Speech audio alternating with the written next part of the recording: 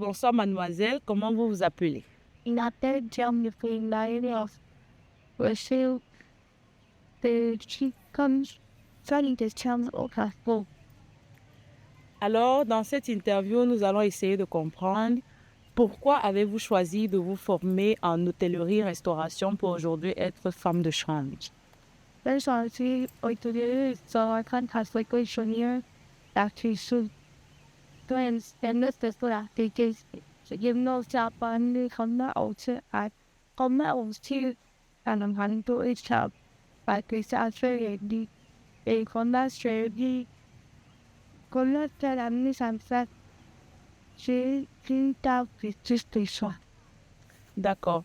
Et pourquoi avez-vous choisi le CEF CAFRAT pour votre formation? I can then start my current teacher that say and campus fools here in on a place the best. D'accord. Pendant votre formation, comment ça s'est passé?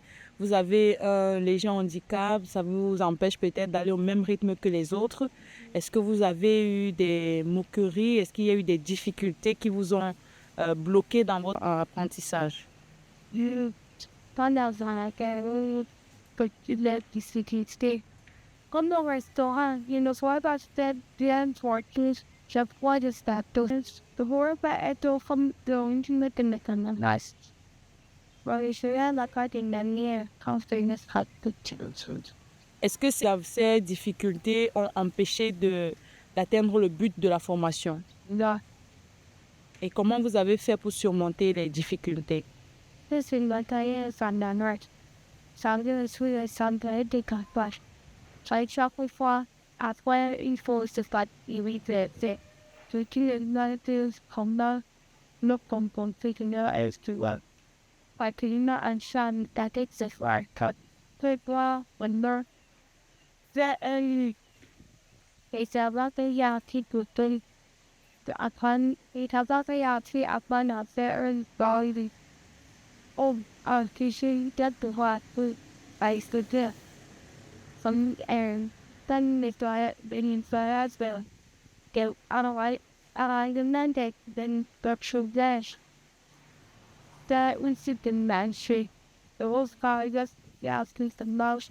So see, on my Thomas house being so for you. Guys, yeah, we.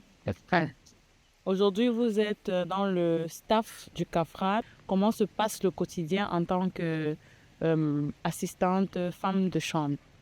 You could put to like this. It's your body. Quelles sont les tâches que vous exécutez au quotidien?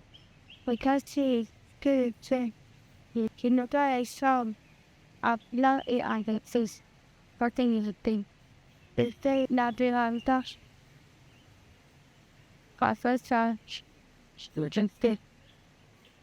Est-ce que ce que vous faites aujourd'hui vous permet de vous prendre en charge, de subvenir à vos petits besoins de façon générale?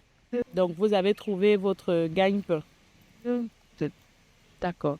Est-ce que vous avez un conseil? Est-ce que vous avez un objectif que vous voulez atteindre? Du moins, quel est votre rêve? Whereas the distinctive geology of restaurant tricky because of a value for standpoint. La bouteille.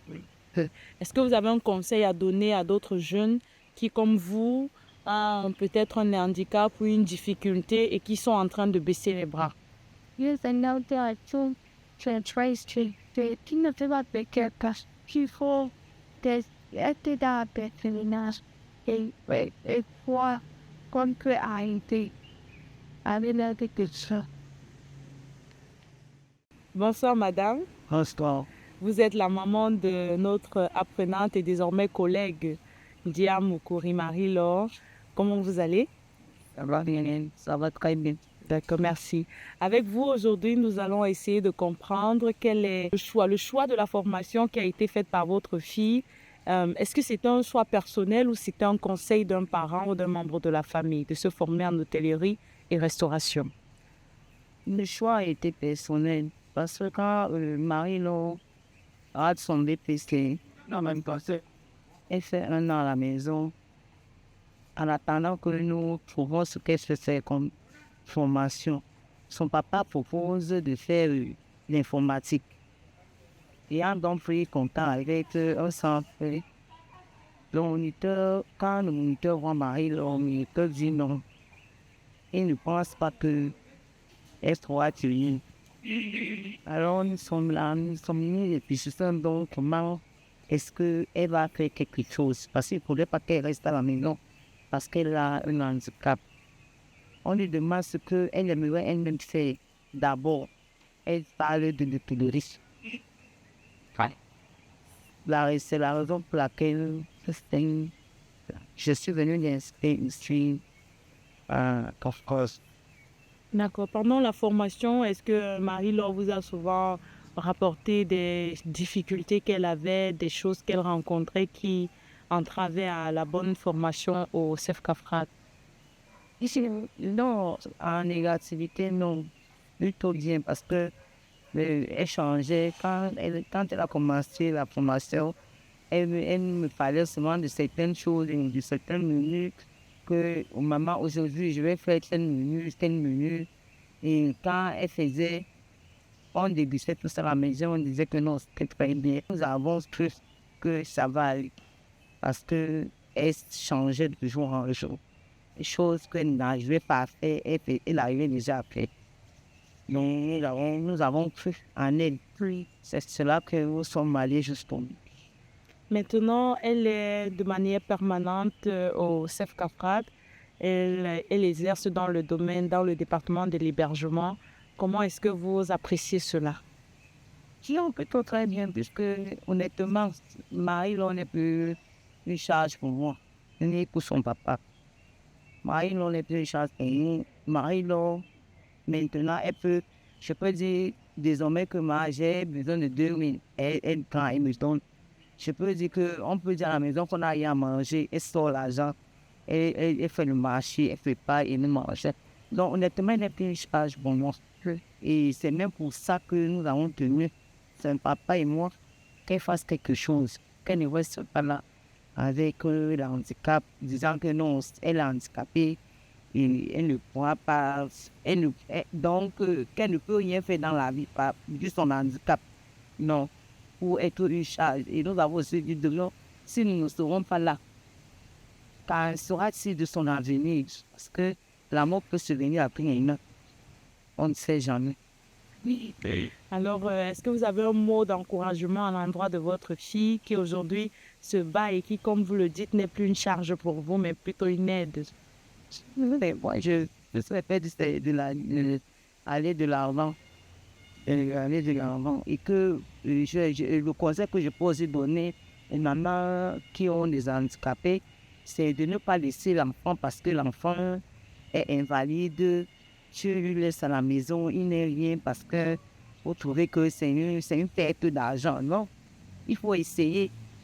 Il faut aller, il faut pousser jusqu'au bout. C'est des mamans qui ont des enfants dans ces conditions. Je vous remercie, madame. C'est moi qui vous remercie. Monsieur Que Dieu aimé, vous êtes responsable pédagogique. Vous avez suivi de manière générale la progression de mademoiselle Dia Mukuri, ici au CEF-CAFRAT en tant qu'apprenante en hôtellerie, restauration et tourisme. Comment est-ce que vous pouvez partager avec nous ce moment? Oui, bonsoir très cher collègue Laura.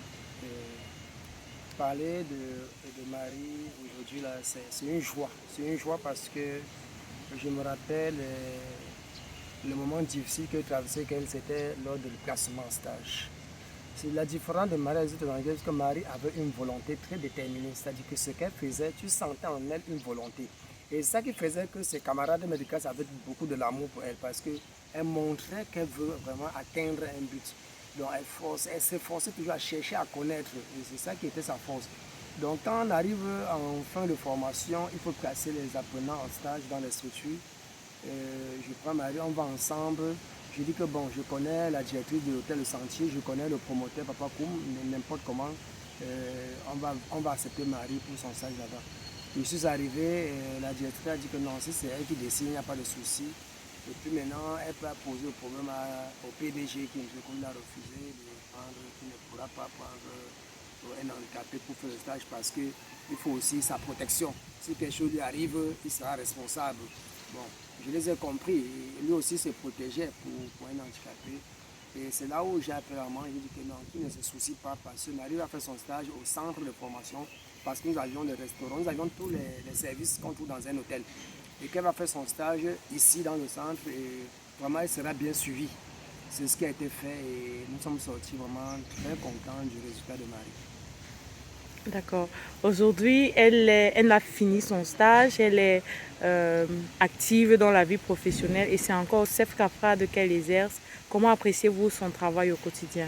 Oui, son travail, je suis très placé pour vous dire parce que si elle dit, c'est comme si elle continuait à apprécier celle qui était mon apprenante. Elle est femme de chambre, comme vous a dit, et elle a sous sa tête une gouvernante qui est mieux placée pour vous dire si elle fait bien le travail au quotidien. Mais je suis convaincu qu'avec l'amour du travail qu'elle a, je suis convaincu qu'elle fait très bien son travail. Parce que je vous rappelle que Marie, c'est la promotion de 2002-2023, donc nous sommes en 2025. Donc elle est sortie depuis 2024, ce qui fait que si le travail n'était pas parfait, elle ne serait plus avec nous. Si elle est avec nous, c'est parce qu'elle fait bien son travail malgré son handicap. Est-ce que vous avez un mot à l'endroit d'autres jeunes qui sont comme Marie-Laure avec un handicap et qui ont peur de la formation professionnelle parce qu'ils se disent qu'ils ne pourront pas arriver? Je voudrais faire comprendre à tous ceux-là qui ont un handicap que le CAFRAT reste ouvert parce que le CAFRAT a un service appelé le service diaconal. Et au niveau de la diaconie, on essaie de se pencher comment faire pour aider les handicapés. Et c'est pour cela que nous sommes très regardants quand les handicapés ont la volonté. Tout handicapé qui a la volonté de faire une formation, qu'il soit convaincu qu'il peut réussir au CAFRAT. Je vous remercie. C'est moi qui vous remercie.